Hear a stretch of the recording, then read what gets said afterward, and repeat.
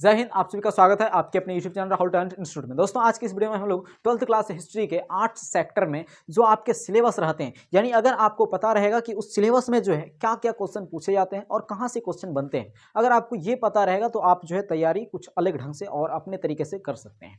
तो चलिए उस चीज़ को जान लेते हैं। हालांकि आपके जो है इतिहास में जो आपका किताब का नाम रहेगा वो रहेगा भारतीय इतिहास के कुछ विषय, यानी भारतीय इतिहास के कुछ विषय। इसमें जो है आपका 3 कैटेगरी में इसको डिवाइड कर दिया गया है। भाग 1 जिसमें कि आपका टोटल 4 चैप्टर दिया गया है, भाग 2 जिसमें कि आपका केवल जो है मात्र 5 चैप्टर दिया गया है, और भाग 3 जिसमें कि आपका 6 चैप्टर दिया गया है। यानी टोटल अगर कैलकुलेट करें तो टोटल आपका 15 चैप्टर दिया गया है। अगर आप इस 15 चैप्टर को पढ़ते हैं तो आपका जो है सिलेबस कंप्लीट हो जाएगा। तो दोस्तों इस चीज़ को सबसे पहले हम लोग समझते हैं। हालांकि आगे भी जो है हर चीज़ का वीडियो आपको प्रोवाइड कराया जाएगा और उस सब का सॉल्यूशन भी कराया जाएगा चैप्टर वाइज। अगर आप सॉल्यूशन करते हैं तो यकीन मानिए कि आप जो है हिस्ट्री में बहुत अच्छा स्कोर कर सकते हैं। यहाँ तक कि आपको जो है बहुत शॉर्ट यानी कि सटीक तरह से आपको डेफिनेशन भी बताया जाएगा हर क्वेश्चन का, क्योंकि ज़्यादातर स्टूडेंट जो है इसका जो है एथी पढ़ते हैं, यानी कि थ्योरी नहीं पढ़ते हैं इसका, और बस सोचते हैं कि शॉर्ट हमको क्वेश्चन चाहिए। शॉर्ट क्वेश्चन यानी कि शॉर्ट क्वेश्चन हो गया, लॉन्ग क्वेश्चन हो गया, 2 नंबर का क्वेश्चन, 5 नंबर का क्वेश्चन, इस तरह के क्वेश्चन आपको चाहिए तो इस तरह का भी क्वेश्चन आपको प्रोवाइड कराया जाएगा, यानी कि शॉर्ट तरह से सिर्फ आप उसे भी पढ़ सकते हैं, तो उस तरह का भी क्वेश्चन आपको दिया जाएगा। चलिए हम लोग देखते हैं इस चीज़ को। 12th क्लास हिस्ट्री सिलेबस जो है इसको देखते हैं। सबसे पहला चैप्टर जो रहेगा भाग 1 में, सबसे पहला बुक में जो आपका पहला चैप्टर रहेगा वो रहेगा इतिहास, मनके और अस्थियां। क्या रहेगा? इतिहास, मनके, ईंट, मनके और अस्थियां।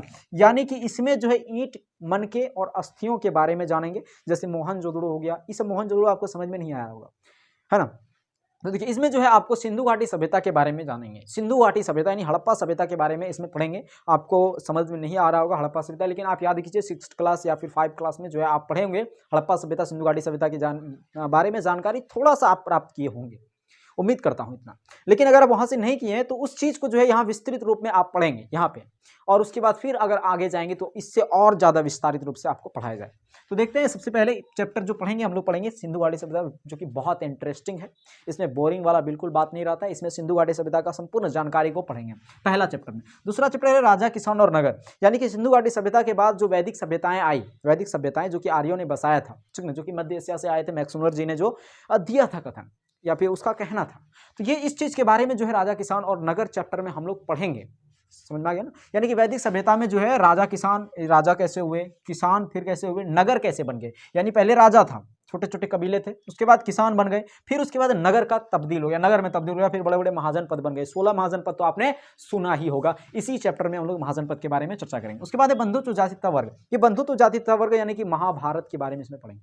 महाभारत में जितने भी जाति थे, जितने भी वर्ग थे, जितने भी वर्ण थे, कितने भागों में जो है वो विभाजित था पूरा समाज, उस चीज के बारे में जो है महाभारत के विशेष संदर्भ में इसके बारे में पढ़ेंगे हम लोग। जो कि ग्रंथ भी है महाभारत, है कि नहीं, महाकाव्य, संपूर्ण महाकाव्य, 2 बड़ा महाकाव्य है, एक रामायण एक महाभारत। उसी चीज के बारे में हम लोग थोड़ा सा जानकारी इसमें जानेंगे। उसके बाद है विचारक, विश्वास और इमारतें।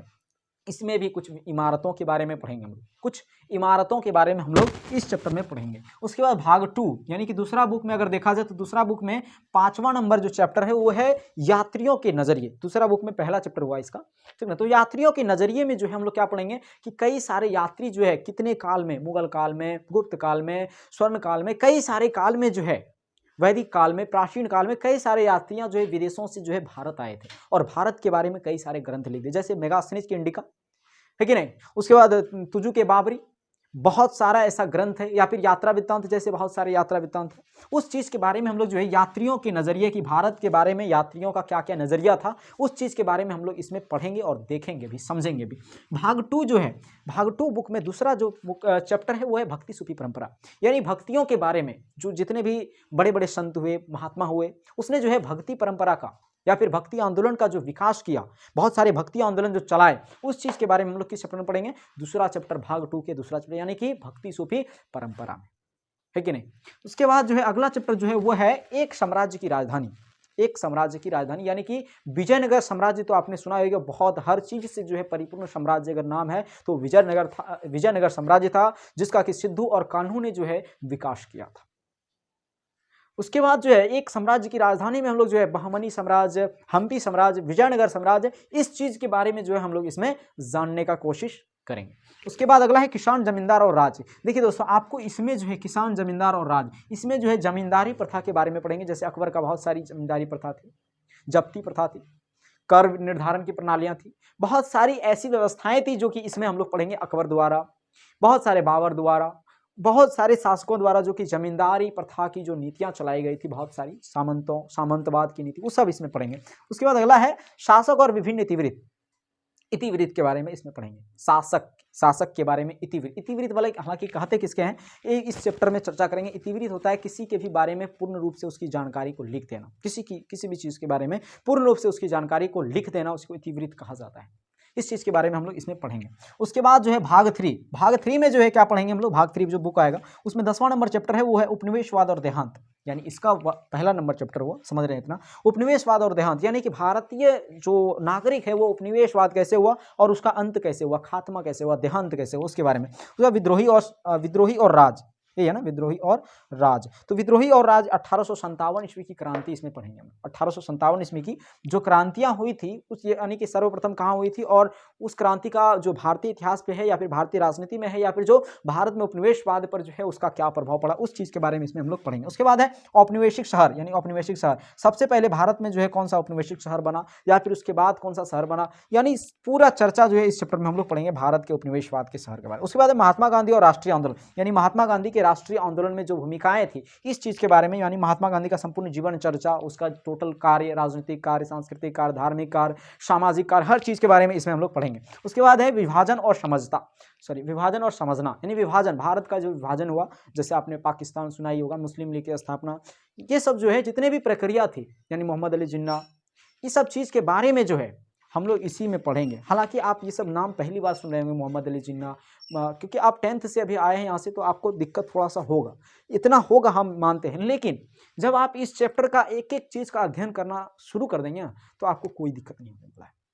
उसके बाद है 15 नंबर और लास्ट चैप्टर जो है वो है संविधान का निर्माण, यानी भारतीय संविधान का निर्माण जो है बाबा साहेब भीमराव अंबेडकर ने, आपने तो पढ़ा ही होगा 10th क्लास के, जो हिंदी है वो सबसे पहला चैप्टर वही है, श्रम विभाजन और जाति प्रथा, बाबा साहेब भीमराव अंबेडकर, उसी के बारे में हम लोग यहाँ लास्ट में पढ़ेंगे।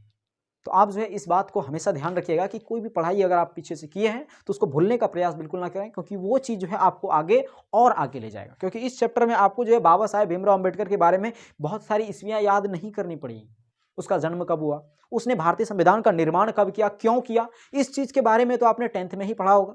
लेकिन अब आप कहेंगे साला 10th में पढ़े, यूज कहाँ होगा, तो यूज यहाँ भी है, आगे भी है, होते रहेगा। इसलिए आप जिस चीज़ को पढ़े हैं उसको जो है भुलाए नहीं, बल्कि उसको बस रिकॉल करते जाएं, बैठे नहीं ऐसे ही, तो यहाँ तक आपका कंप्लीट हो जाएगा। ये था आपका 12th क्लास हिस्ट्री का सिलेबस।